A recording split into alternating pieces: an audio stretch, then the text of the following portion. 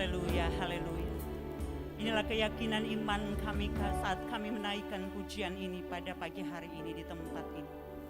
Sesungguhnya kami percaya kepada kebesaran Tuhan. Sesungguhnya kami percaya bahwa apa yang Kau janjikan dan firmankan bagi kami ya dan amin. Karena itu kami ada di tempat ini, kami berdiri di hadapan-Mu. Bukan hanya sekedar kata-kata, tetapi dari hati yang percaya. Karena kami tahu kuasa-Mu menyertai kehidupan kami. Terima kasih buat pagi hari ini kami siapkan hati kami untuk kebenaran firman Tuhan. Hamba percaya bahwa firman Tuhan hidup dan berkuasa. Firman Tuhan mengerjakan perkara-perkara ilahi yang besar dalam kehidupan setiap kami. Firman Tuhan yang disertai dengan kuasa Roh Kudus akan meneguhkan setiap firman dalam kehidupan kami. Dan kami percaya dengan otoritas nama Yesus kami menaklukkan segala pikiran, melawan segala pikiran dan menaklukkannya kepada Kristus. Terima kasih Tuhan Yesus, hamba menundukkan diri di dalam kuat kuasa Tuhan untuk menyampaikan kebenaran firman pada pagi hari ini. Dan kami percaya pagi hari ini saat kami mendengarkan firman, kuasa Tuhan bekerja. Kami bersyukur, kami siap menyambut kebenaran firman Tuhan. Di dalam nama di atas segala nama-nama Yesus Kristus Tuhan, Juru Selamat, Raja dan Penebus jiwa kami, kita yang percaya bersama katakan amin. Silakan duduk. Shalom. Puji Tuhan, kita bersyukur kita sudah menaikkan puji-pujian iman pada pagi hari ini. Dan kita percaya kita mendeklarasikan iman kita di atas firman Tuhan.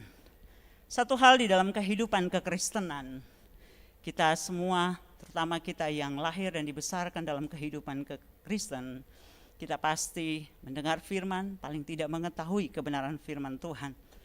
Tetapi pertanyaannya di dalam kehidupan adalah, kebenaran firman Tuhan bukan sekedar memenuhi pikiran kita dan pengetahuan kita, tetapi seringkali perjuangan kita yang terutama adalah bagaimana menghidupi kebenaran di dalam hidup kita sehari-hari.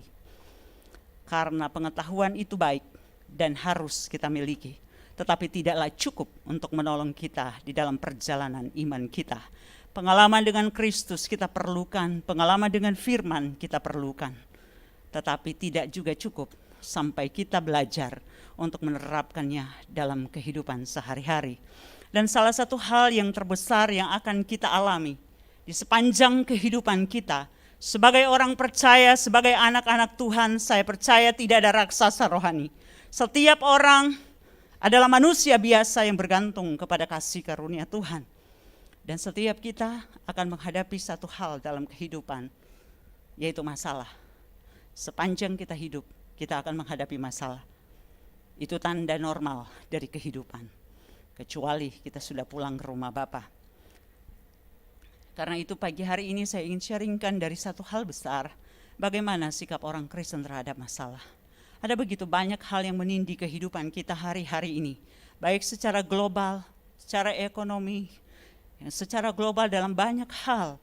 Kita melihat banyak masalah yang terjadi, penegakan hukum, peradilan, politik, keamanan, dan banyak hal. Kesehatan, belum di dalam kehidupan gereja Tuhan, kehidupan iman orang percaya. Ada banyak degradasi moral terjadi sehingga banyak orang Kristen berkata, siapa yang dapat saya lihat dalam hidup ini?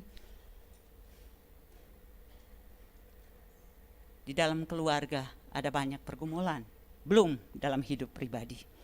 Karena itu bagaimana kita menerapkan firman dalam hidup sehari-hari. Salah satu hal, bagaimana kita mendeteksi keberadaan iman kita, apakah kita sedang mengalami pertumbuhan. Sampai di mana kita mengalami pertumbuhan adalah bagaimana kita bersikap terhadap masalah. Dan hal yang pertama kita tahu bahwa tidak ada sesuatu pun di dalam dunia ini yang dapat menghancurkan hidup kita tanpa seizin kita. Sakit penyakit, kegagalan, masalah-masalah tidak dapat menghancurkan iman orang percaya. Selain ketika kita menyerah kepada masalah dan mengizinkan hati kita dirusak oleh perkara-perkara di luar diri kita. Ada satu hal bagaimana kita membangun kehidupan iman, mentalitas di dalam diri kita. Sehingga kita bukan hanya menjadi orang Kristen yang mengenal kebenaran firman Tuhan, tapi orang Kristen yang tahu bagaimana berdiri di tengah dunia yang penuh dengan masalah dan tetap kuat, bertahan, dan menang. Saya ingin sharingkan dari satu topik, mentalitas pemenang. Firman Tuhan, ayat kunci kita pada pagi hari ini dalam Roma 8 ayat 37, slide berikut. Firman Tuhan berkata, kita baca bersama-sama Roma 8 ayat 37, mungkin kita sudah hafal ya. Tetapi dalam semuanya itu, kita lebih daripada orang-orang yang menang oleh Dia yang telah mengasihi kita. Mari kita katakan bersama-sama Roma 8 ayat 37 ya. Tetapi dalam semuanya itu, kita lebih daripada orang-orang yang menang oleh Dia yang telah mengasihi kita. Kata menang dari satu kata nikau. Tetapi firman Tuhan Roma 8 ayat 37 berkata tentang hipernikomen, di atas. Lebih dari pemenang. Kenapa demikian? Karena orang yang menang, pemenang itu seperti layaknya di arena tinju, dia bertarung, dia bertanding dan dia menang. Tapi kemudian hadiah, penghargaan, piala semuanya itu memang dia dapatkan. Tetapi kemudian dia pulang. Dia serahkan kepada istrinya. Siapa yang lebih dari pemenang? Siapa? Istrinya. Yang bertanding suaminya. Yang dapat hasilnya istrinya. Kenapa kita disebut lebih dari pemenang? Kristus telah membayar lunas harga dari jiwa kita. Segala hal ketika dia tergantung di atas kayu salib. Dia berkata tetelestai, sudah selesai, sudah genap. Apa yang kita hari-hari ini alami. Tuhan telah memberikan kita kemenangan. Di dalam Dia yang mengasihi kita. Jadi secara de jure, kalau saya pinjam istilah sekolah dulu kita, PSPB. Secara de jure, kita di dalam Kristus adalah orang-orang yang sudah menang. Lebih dari pemenang karena Kristus. Tapi apakah kita tidak mengalami saat di mana kita lemah? Tidak mengalami saat kita harus berjuang dan bergumul? Secara de facto kita masih terus berjuang sepanjang umur kehidupan kita di dunia ini. Amin. Terus dan terus. Tiap hari kita katakan saya lebih dari pemenang. 3 tahun terakhir sejak setiap bangun pagi dan setiap tidur malam. Saya dengan anak-anak bertiga bergandeng tangan dan berkata kami lebih dari pemenang. Tapi apakah tidak ada masalah? Tiap hari berjuang untuk kehidupan. Secara de facto. Kehidupan kekristenan bukan sekedar pengetahuan, bukan sekedar pengakuan de jure walaupun itu harus ada. Tetapi bagaimana saya dan saudara menjalani kehidupan kekristenan dan menyatakan kepada dunia bahwa kita ini bersama dengan Tuhan. Dan saya ingin sharing, kita belajar dari kehidupan seorang yang terkenal di dalam Alkitab yaitu Daud. Saya mengambil satu kata-kata, bukan mengambil, saya membuat satu kata-kata. Bahwa kita tidak mungkin menghindari masalah-masalah dalam kehidupan yang di luar kontrol kita. Tetapi kita dapat menghadapi dan mengatasi masalah dengan menguatkan mental kita dan berjalan dengan Tuhan. Kita tidak mungkin menghindari masalah di dalam hidup yang di luar kontrol kita. Kecuali kita mau ribut sama orang, itu kita yang buat masalahnya. Tetapi kita dapat menghadapi dan mengatasi masalah dengan menguatkan mental kita dan berjalan dengan Tuhan. Ada 3 hal yang ingin saya sharingkan pagi hari ini secara praktis, belajar dari kehidupan Daud. Kita tahu bahwa perjalanan kehidupan Daud bukanlah perjalanan yang mudah. Apa yang dituliskan Daud bahkan di kitab Mazmur merupakan ekspresi dari kemanusiaannya dia. Di dalam pengurapan dan di dalam tuntunan Roh Kudus, di dalam ilham Roh Kudus. Tapi Tuhan menunjukkan bahwa sehebat-hebatnya manusia dalam perkenan Allah dia berjalan. Tapi dia adalah seorang manusia biasa. Tetapi Allah dapat memakai ketika seseorang memberikan dirinya untuk Allah dibesarkan di dalam hidupnya. Kita melihat perjalanan Daud. Dan Daud sebenarnya adalah seorang yang sudah diurapi, dipilih Tuhan. Ditetapkan untuk menjadi raja. Karena Tuhan melihat hati, kata firman Tuhan ya. Manusia melihat apa yang di depan mata, tetapi Tuhan melihat hati. Daud disembunyikan, tidak ditampilkan di depan Nabi Samuel. Tapi Allah tahu siapa yang berkenan di hadapan Tuhan. Jadi tidak perlu sesuatu untuk menonjolkan diri, tetapi cukup dengan sungguh-sungguh menjalani kehidupan dengan tulus dan penuh penyerahan kepada Tuhan Allah, tahu kualitas di dalam diri setiap orang. Satu hal sepertinya tidak disengaja, tetapi bagi Allah, kehidupan seseorang yang berkenan kepada Tuhan ada di dalam rancangan Allah yang besar. Daud disuruh bapaknya untuk pergi ke medan perang untuk menjenguk kakak-kakaknya. Saya tidak ceritakan lagi, saudara sudah tahu dari 1 Samuel 17. Dan kita melihat apa yang terjadi. Secara tidak sengaja dia berada dalam perang dan dikatakan di situ dia melihat bahwa orang Israel 40 hari di dalam 1 Samuel 17 ayat 16 orang Filistin itu maju mendekat pada pagi hari dan pada petang hari, demikianlah ia tampil ke depan 40 hari lamanya. Dan di dalam ayat yang ke-20 dikatakan, lalu Daud bangun pagi-pagi, ditinggalkannya lah kambing dombanya pada seorang penjaga. Lalu mengangkat muatan dan pergi seperti yang diperintahkan Isai kepadanya. Sampailah ia ke perkemahan ketika tentara keluar untuk mengatur barisannya dan mengangkat sorak perang. Bayangkan 40 hari 40 malam orang Israel dan Filistin berhadap-hadapan. Orang Israel menyerukan sorak perang, tetapi tidak pernah berperang. Ternyata usut punya usut, cuma karena ada raksasa di depan mereka. Kita sudah tahu cerita ini dari anak kecil, sudah tahu. Tapi yang kita mau pelajari dan firman Tuhan tidak pernah habis untuk digali, adalah kita belajar sesuatu.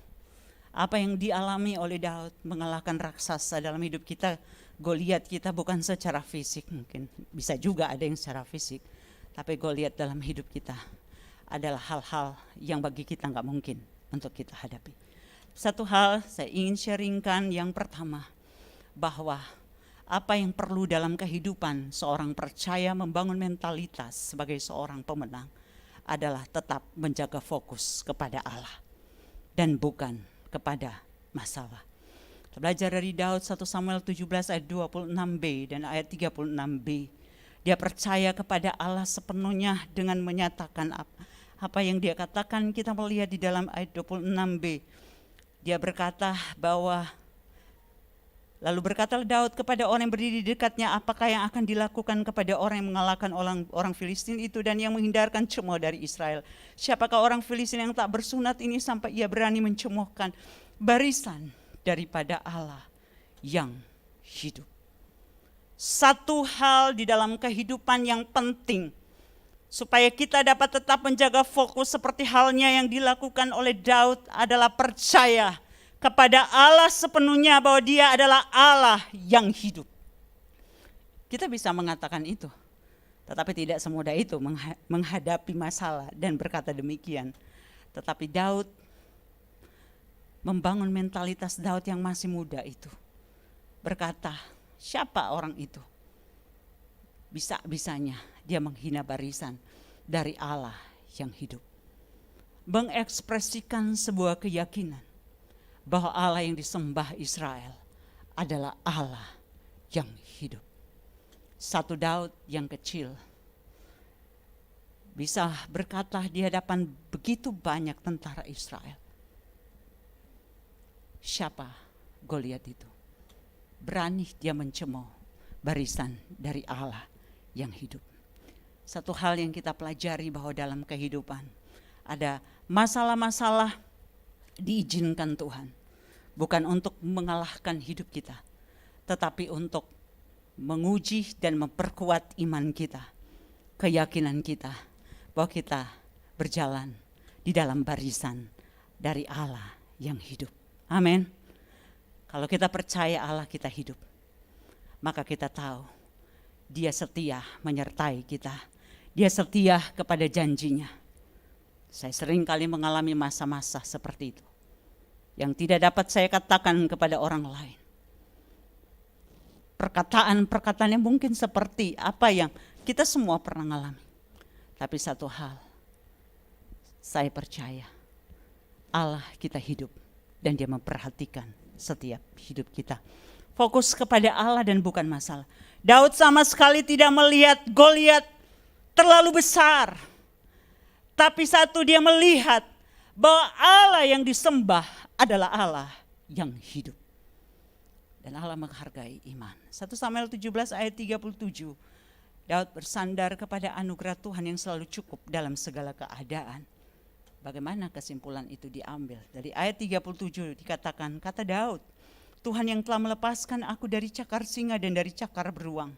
Dia juga akan melepaskan aku dari tangan orang Filistin itu. Kata Saul kepada Daud, pergilah, Tuhan menyertai engkau.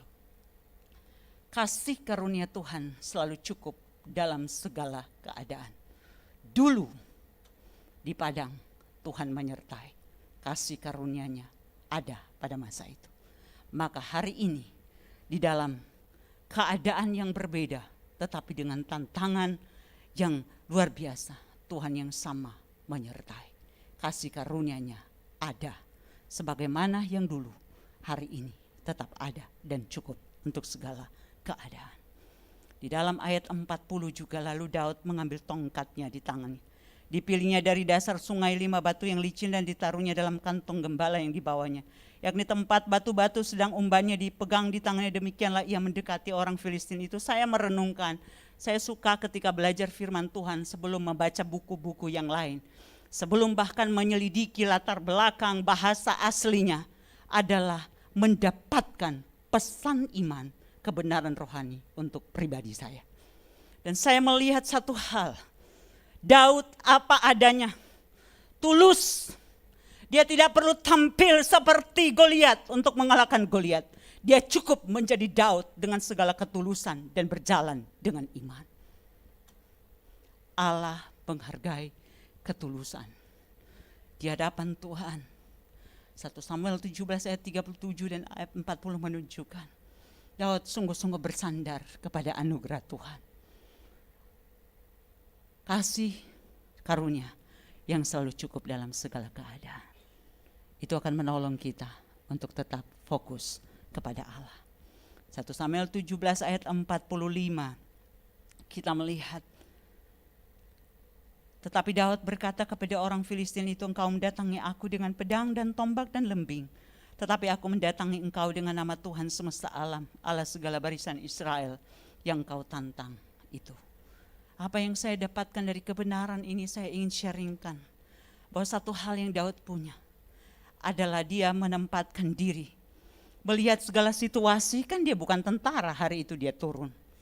Tetapi satu hal, dia berusaha menjaga kesaksian iman tentang nama Tuhan di dalam kehidupan sebagai umat Allah. Lah kalau kalah, kalau takut, apa kata orang tentang Tuhannya Israel? Kalau kita merenungkan dalam kehidupan kita, satu sikap orang percaya membangun mentalitas pemenang di dalam diri kita. Sebagai apa kata firman Tuhan, lebih dari pemenang.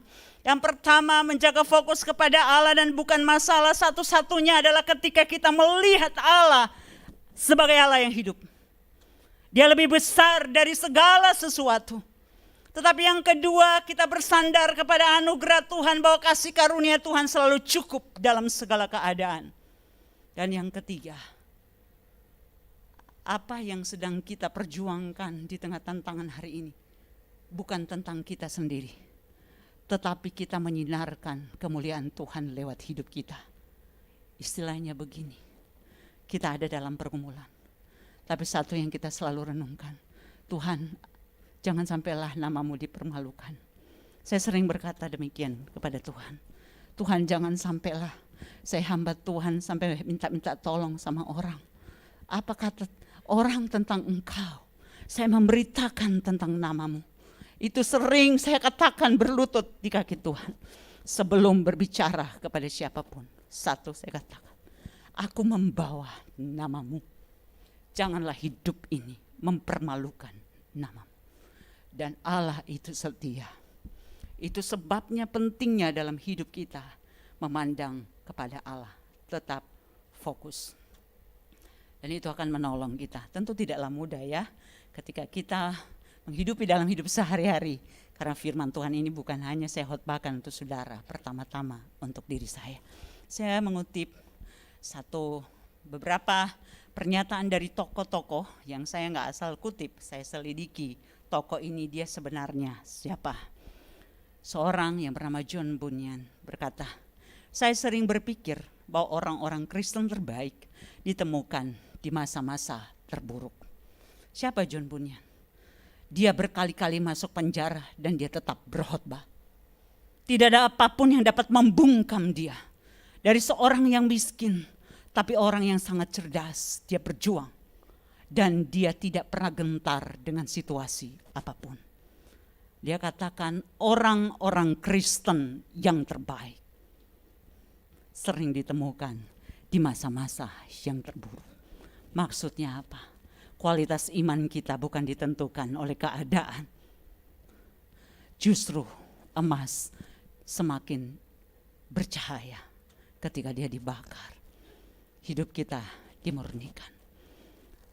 Renungkanlah itu dalam kehidupan saya dan saudara. Tuhan hanya ingin membawa kita menyatakan kemuliaannya di dalam segala situasi hidup kita. Kalau bicara itu gampang, tapi menghidupinya itu yang sulit. Dan itu harus ditempa dengan masalah. Ellen G. White menuliskan seperti ini next. Bicaralah tentang ketidakpercayaan dan Anda akan memiliki ketidakpercayaan. Tetapi berbicaralah dengan iman dan Anda akan memiliki iman. Menurut benih yang ditabur akan menjadi panen. Kalau kita belajar kembali dari dalam teks kita, itulah Daud. Kakaknya bilang, siapa kamu Daud? Cuma gembala kambing domba berapa ekor. Tapi Daud berbicara dari imannya kepada Tuhan. Kita barisan dari Allah yang hidup. Tuhan menghargai setiap iman kita kepada Tuhan. Karena itu tadi worship leader sudah katakan kepada kita, jangan sering mengeluh dan mengatakan hal-hal yang menekan iman kita. Tetapi nyatakan dan deklarasikanlah iman kita. Hal yang kedua, mentalitas pemenang adalah bersikap positif bahkan di tengah keadaan yang tidak kondusif. Next. Daud di dalam Mazmur, bukan Mazmur, 1 Samuel 17 ayat 32. Dalam 1 Samuel 17 ayat 32, terdengarlah kepada orang perkataan yang diucapkan oleh Daud, lalu diberitakanlah kepada Saul dan Saul menyuruh memanggil dia. Berkatalah Daud kepada Saul, janganlah seseorang menjadi tawar hati karena dia. Hambamu ini akan pergi melawan orang Filistin itu. Janganlah menjadi tawar hati. Ini sangat penting dalam kehidupan kita. Satu hal yang dapat menekan kehidupan kita lebih kuat, bukanlah masalah itu sendiri, tetapi ketika kita menjadi tawar hati. Ada pentingnya 3 hal bagaimana bersikap positif adalah positif dalam pikiran. Karena itu dalam Roma 12 ayat 1 sampai 2 ketika kita menyerahkan diri kepada Tuhan, firman Tuhan katakan berubahlah oleh pembaharuan budi. Nous, pembaharuan pikiran.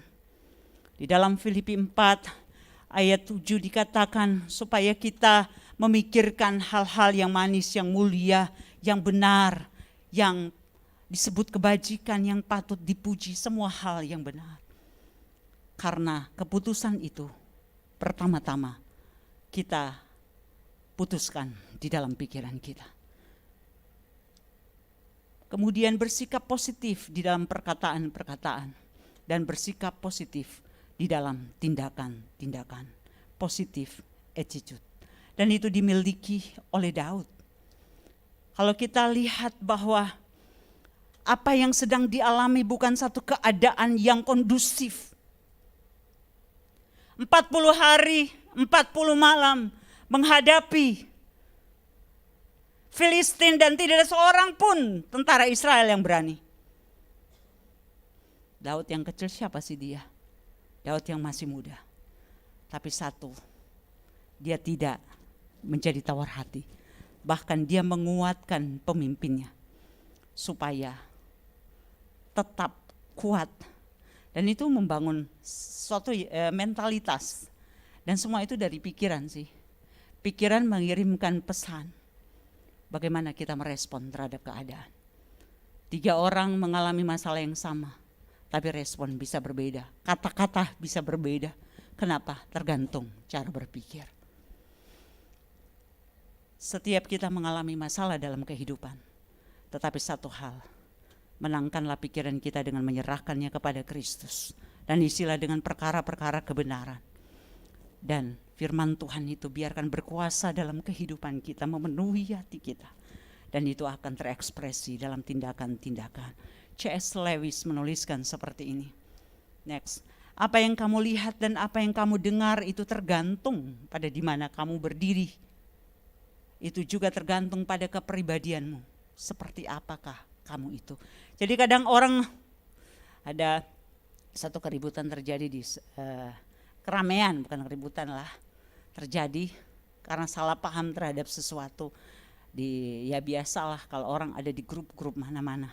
Tapi satu hal, di situ kita bisa menilai cara pandang seseorang. Hidup kita juga demikian. Kita boleh mengalami dan melihat masalah yang sama, tetapi respon kita bergantung kepada kita manusia seperti apa. Satu hal dalam kehidupan sebagai orang Kristen, kita bisa mendengar dan menceritakan hal besar. Tetapi dunia lihat siapa kita dalam hidup sehari-hari. Dan satu tempat di mana dunia melihat kita adalah di tengah-tengah masalah dan pergumulan. Menyikapi banyak hal di dalam kehidupan. Dan kita belajar untuk berpikir positif, berkata-kata positif, dan bertindak positif. Saya tidak panjangkan dalam poin itu. Yang terakhir adalah sikap yang tidak pernah menyerah. Itu dimiliki oleh Daud dan itu harus sebagai orang percaya kita belajar untuk memiliki sikap yang tidak pernah menyerah. Tidak pernah menyerah kepada ketidakmungkinan. 1 Samuel 17 ayat 33 sampai 36. Tetapi Saul berkata kepada Daud, tidak mungkin. Pemimpinnya bilang, tidak mungkin engkau dapat menghadapi orang Filistin itu untuk melawan dia. Sebab engkau masih muda, sedang dia sejak dari masa mudanya telah menjadi prajurit. Tetapi Daud berkata kepada Saul, hambamu ini biasa menggembalakan kambing domba ayahnya. Apabila datang singa atau beruang yang menerkam seekor domba dari kawanannya, maka aku mengejarnya, menghajarnya dan melepaskan domba itu dari mulutnya. Kemudian apabila ia berdiri menyerang aku, maka aku menangkap janggutnya lalu menghajarnya dan membunuhnya. Baik singa maupun beruang telah dihajar oleh hambamu ini. Dan orang Filistin yang tidak bersunat itu, ia akan sama seperti salah satu daripada binatang itu, karena ia telah mencemooh barisan daripada Allah yang hidup. Daud tidak menyerah.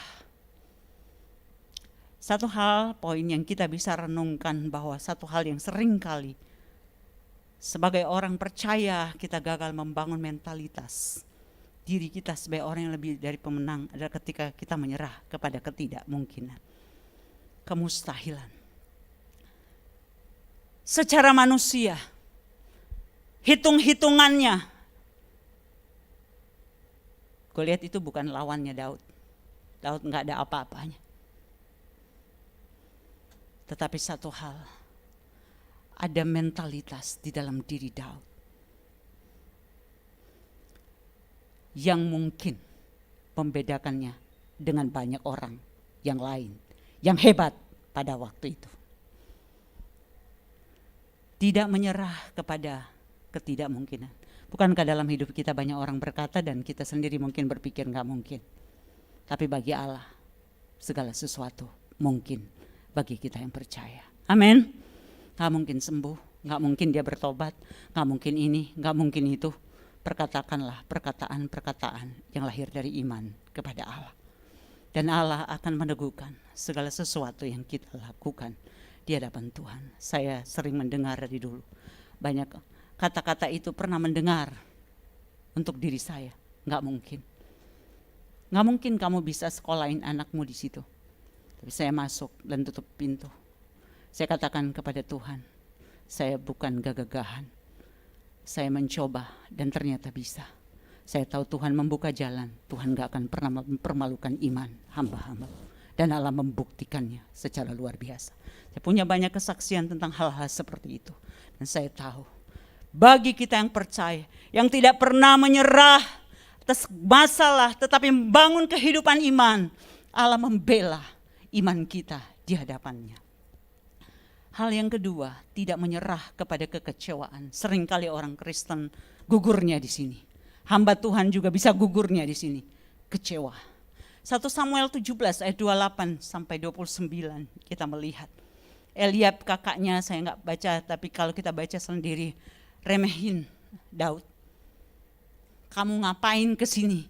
Kamu anak kecil.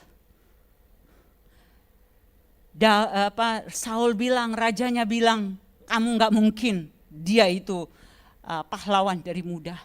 Kamu enggak punya apa-apa. Tetapi satu hal, itu tidak menyurutkan kehidupan Daud, mental Daud. Dia tetap maju. Nah, itu orang tulus, berani karena benar. Dia berjalan di dalam jalan Tuhan. Dia tahu dia berjalan dengan iman. Dan itu yang perlu kita jaga dalam hidup kita. Karena kita tahu, kita percaya. Kepada siapa kita percaya? Kepada Allah yang hidup. Fokuslah kepada Dia.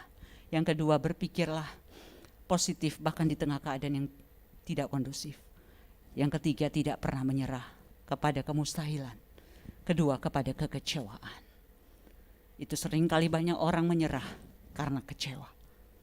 Padahal Tuhan tidak pernah mengecewakan kita. Amin. Ada banyak orang kecewa karena masalah. Kecewa karena perbuatan orang. Kecewa karena perkataan orang. Satu hal yang dapat mendewasakan kita. Awalnya mungkin kita memang gampang kecewa. Tetapi kemudian kita bertumbuh di dalam Tuhan. Mempraktekkan kebenaran-kebenaran firman Tuhan. Kita belajar menjadi lebih dewasa dalam bersikap. Ada kecewa? Ada. Tapi bagaimana bersikap sebagai seorang yang memiliki mental pemenang. 1 Samuel 17 ayat 44 sampai 45. Daud tidak menyerah kepada ketakutan. Waktu menghadapi Goliat bilang, siapa kamu? Anjing ke aku sehingga kamu mendatangi aku seperti ini. Tetapi Daud tidak menjadi gentar. Tidak ada hal dalam hidup kita yang dapat mengintimidasi kita, kecuali kita menyerahkan diri kita diintimidasi. Salah satu tanda bahwa kita telah mengalami kebebasan secara spirit adalah tidak ada apapun yang dapat mengintimidasi iman kita. Perkataan siapapun, perkataan saudaranya, tidak mungkin. Kamu apa? Mungkin dibilang dia, istilahnya sombong lah kamu. 2-3 ekor kok kambing domba berani datang ke sini. Pemimpinnya remehin dia. Kamu bukan tandingannya, dia pahlawan. Dan musuhnya berkata, kamu siapa? Terlalu kecil bagiku. Tetapi orang yang memiliki mentalitas pemenang tidak pernah menyerah kepada kemustahilan, tidak pernah menyerah kepada kekecewaan, tidak pernah menyerah kepada ketakutan. Karena kita punya Allah yang hidup, kita tahu kepada siapa kita percaya. Dan itu sebenarnya poin penting yang kita dapat timba dari kehidupan Daud. Dia manusia biasa sama seperti kita, tapi dia punya mentalitas yang di hadapan Tuhan, Tuhan hargai. Karena itu bersumber dari iman dan keyakinan kepada Tuhan. Saya ingin tutup dengan satu kata bijak dari Martin Luther King Jr. Jika kamu tidak bisa terbang, maka larilah. Jika kamu tidak bisa berlari, lalu berjalanlah. Jika kamu tidak bisa berjalan, lalu berangkaklah. Tapi apapun yang kamu lakukan, kamu harus terus bergerak maju. Saya renungkan ini dan saya katakan kepada jiwa saya. Mungkin kita tidak bisa melakukan yang terlalu besar. Kita tidak perlu menjadi orang lain yang hebat. Kita cukup menjadi diri kita yang terbaik di hadapan Allah. Bangun mentalitas pemenang. Karena kita memang adalah orang-orang yang lebih dari pemenang. Oleh Kristus yang mengasihi kita. Hari ini apa masalah kita? Saya percaya kita semua punya pergumulan. Secara ekonomi dalam banyak hal. Tantangan dalam keluarga, dalam hidup pribadi. Tetapi fokuslah kepada Tuhan dan bukan masalah kita. Tuhan lebih besar dari segalanya. Berpikirlah positif. Berkata-katalah positif, bertindaklah positif, walaupun di tengah hal yang tidak kondusif buat hidup kita, perjalanan iman, bahkan pelayanan kita. Dan yang ketiga, yang terakhir adalah jangan pernah menyerah kepada kemustahilan, kepada kekecewaan, dan kepada ketakutan. Tuhan bersama kita. Mari kita berdoa. Bapa, kami percaya bahwa Engkau adalah sumber kekuatan bagi kami. Kau melihat setiap kami dalam setiap pergumulan kami. Tapi kami tahu firman Tuhan ya dan amin. Firman Tuhan hidup dan berkuasa. Jika Engkau melihat ada di antara kami yang merasa mulai kecewa, ingin mundur karena merasa tidak dihargai atau apa yang dialami terlalu berat, seolah-olah Tuhan tidak memperhatikan, seolah-olah berjalan sendirian. Atau ada ketakutan-ketakutan yang kami pikirkan menghadapi hari esok. Tapi kami percaya kalau nyawamu Engkau tidak sayangkan untuk korbankan di kayu salib bagi kami. Segala sesuatu yang menjadi pergumulan kami adalah kecil bagi Tuhan untuk menolong kami. Pagi hari ini teguhkan firman-Mu. Kuatkanlah roh kami, agar kami dapat membangun mentalitas sebagai seorang yang lebih dari pemenang, sesuai dengan jati diri kami, sebagaimana Kristus telah berkorban bagi jiwa kami. Hamba kembalikan firman-Mu untuk Engkau teguhkan dalam hidup kami. Di dalam nama di atas segala nama, Yesus Kristus Tuhan, kita katakan bersama-sama, amin untuk firman-Nya.